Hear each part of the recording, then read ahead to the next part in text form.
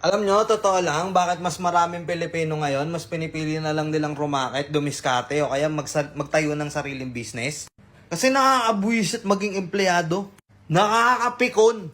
Nakakaubos ng pagkatao. Sipin mo ginastosan ka ng magulang mo mula preschool hanggang mag-college ka, tapos halos 100,000 na yung ginastos. Yung iba nga sa mga matataas na klase pa ng college pinasok Sa mga matataas na klase pa ng university.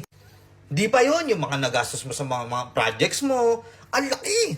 Tapos ngayon, nakagraduate ka na, mag-a-apply ka ng trabaho ngayon. Ang kailangan sa trabaho, kailangan bachelor's degree ka. Tapos putang ina, sahod mo 350 pesos. 350 pisong putang ina. Anyway, syempre, kailangan mo ng trabaho, kailangan mo ng experience. Pasok ka ngayon. Papasok ka ng late kaltas. Undertime ka kaltas. Tapos mag-OT ka? Thank you? Wala man lang welcome?